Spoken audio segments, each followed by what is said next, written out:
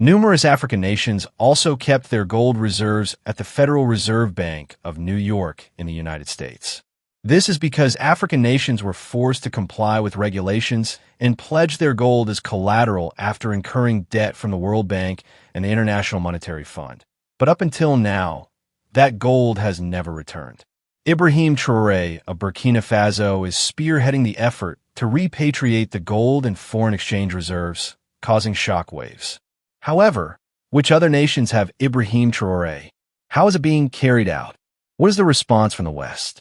Let's hear the entire narrative in this video. Through the CFA franc system, an exploitative monetary system, France has had a firm financial hold on its former African colonies for decades.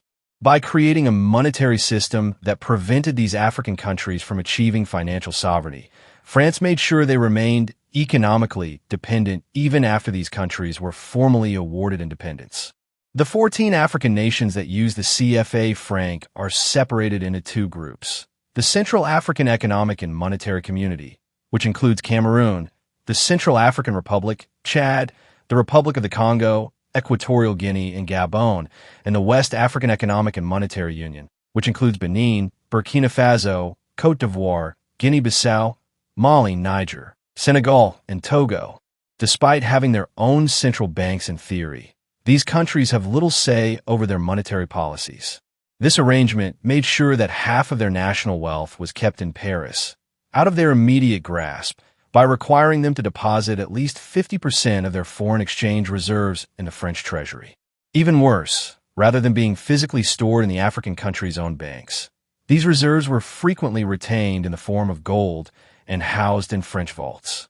This meant that even while African industries and laborers created wealth, a sizable amount of it was moved into the French economy rather than being kept in their home nations. The arrangement maintained a neo-colonial economic order in which France prospered, while Africa suffered by guaranteeing that these African countries would consistently transfer income into the French financial system. The actual theft of Africa's riches occurred when France gained control of the continent's gold reserves, even if the CFA franc system was already a financial control mechanism. Gold is abundant in several CFA franc countries. Côte d'Ivoire, Burkina Faso, and Mali are some of the world's leading producers of gold. However, because France made sure that any gold that was taken was immediately sent to Paris for storage, these nations have never had direct control over their own gold wealth. This control was used in a variety of ways. First, the African gold mining sector was controlled by French corporations, who extracted enormous amounts of minerals while paying the local governments very little in royalties. This meant that the gold was already departing the country before it could be taxed or included in the national riches. According to statistics, France receives $500 billion annually from African nations through their financial and resource systems. Second, in order to ensure the stability of the CFA franc, France mandated that African countries keep their national gold reserves in Paris. Without France's express consent, this agreement prevented African nations from freely accessing, using, or investing their own gold. Just consider the irony. The only reason people in these nations worked was to have their money kept in France, where it could not be utilized for their own well-being.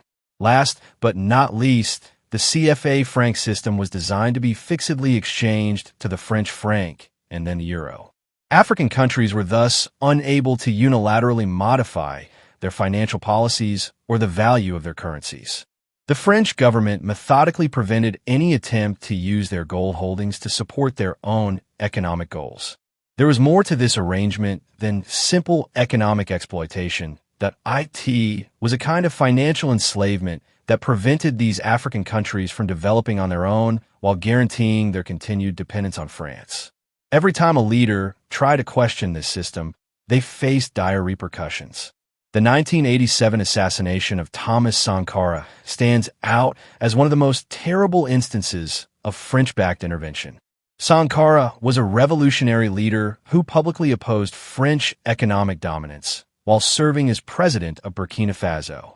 He planned to nationalize gold mining companies, demand the restoration of Burkina Faso's gold reserves, and create a genuinely independent currency free from French influence. The main goal of Sankara's plan was to keep Burkina Faso's wealth domestic and use it to support regional economic growth. His unwillingness to accept World Bank and IMF loans. He was distinguished from other African leaders by banks and financial institutions that frequently upheld Western economic domination. But this audacious move also made him a clear target. A French-backed commander named Blaise Compaoré masterminded a coup in October 1987 that resulted in Sankara's assassination. Compaoré immediately overthrew Sankara's policies, reinstated French authority over Burkina Faso's gold reserves, and re-established French dominance over the country's economy.